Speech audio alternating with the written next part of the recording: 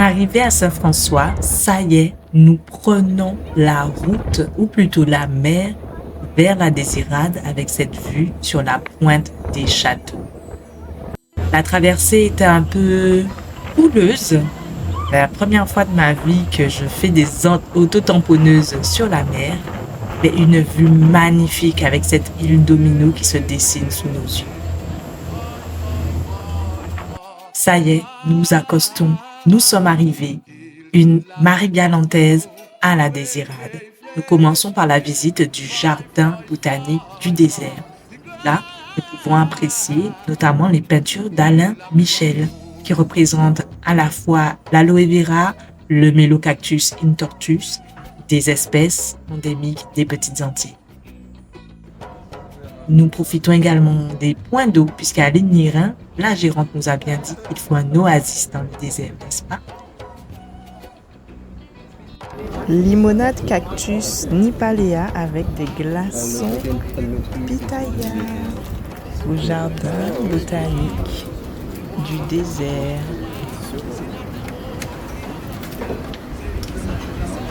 Un espace vraiment bien pensé dont vous pourrez découvrir les backstage dans notre autre vidéo dédiée au jardin botanique du désert et publiée sur YouTube.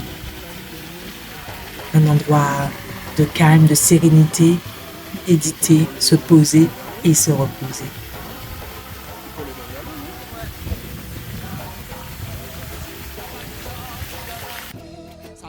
Nous découvrons là encore différentes plantes grasses venues de tous les continents.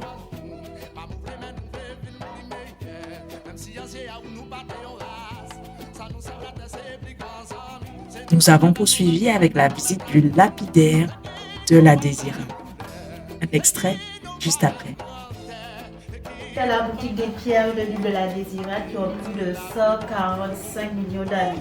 Ce qui fait de la Désirade l'une des plus vieilles Antilles françaises de la Caraïbe. Donc les pierres de l'île ont été classifiées en 5 familles de roches, 5 groupes. Donc les roches de sédimentation, qui dit sédiment, c'est les roches de la famille Jaspe, d'accord. Après nous avons les roches magmatiques et volcaniques. Sachant qu'il y a beaucoup de regroupements des roches volcaniques en Guadeloupe. Mais ce qui va intéresser la Désirade, c'est le gabbro et la labradorite grise. En Guadeloupe, on va trouver dans des îles, des granits, tout ce qui rappelle les marbres de cuisine, les basaltes, etc. Ici, les roches cristallisées à mat. Nous aurons toute la famille des quartz. Donc tout ça, c'est du quartz, d'accord. C'est du quartz aussi, ok. Ça aussi, c'est du quartz, d'accord. Il y a plusieurs variétés de quartz sur l'île.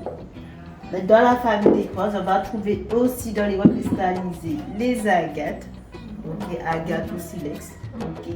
On va trouver les stalactites et stalagmites, d'accord. Mais aussi la famille des chlorites, pas chlorite, malachite avant, chlorite et jade. Voilà. Et pour terminer, on a ce qu'on appelle les roches fossilisées. Qui dit fossilisé, c'est végétaux ou animal. Ici, vous avez le bois fossilisé, c'est un arbre transformé en pierre. Et ici, vous avez du corail fossilisé. Donc, comme dit le nom, c'est un animal marin, corail, qui est fossilisé en pierre. Voilà. Donc, si vous avez des questions, vous n'hésitez pas à les poser. Pour ma part, c'est terminé. Tout ce qui sera en blanc, là, c'est la nappe de l'orbier. C'est du coquillage de l'orbier. On peut faire des bijoux avec. Merci beaucoup. De rien. C'est reparti. Nous faisons une escale à la plage où nous n'allons pas nous baigner car la mer Atlantique est plutôt agitée. Mais nous profitons en tout cas de la vue, du beau temps et du vent.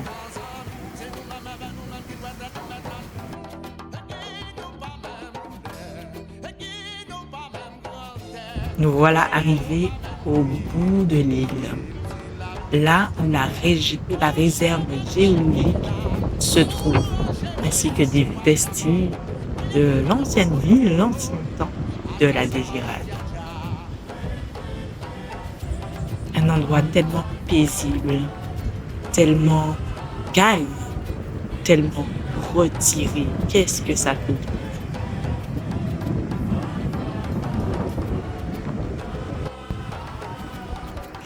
Et bien sûr, il s'agit là d'un sanctuaire pour iguanes. Je n'ai pas osé m'approcher, mais je peux vous dire qu'il y en avait une cinquantaine, absolument partout.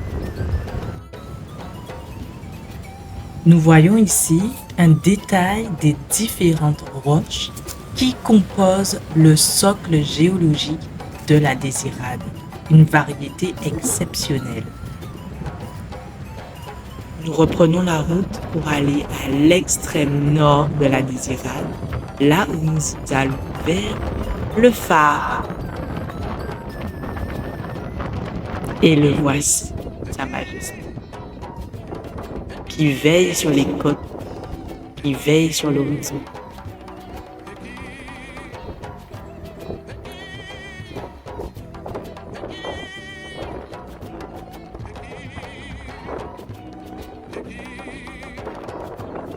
Nous sommes déjà de retour, la journée terminée.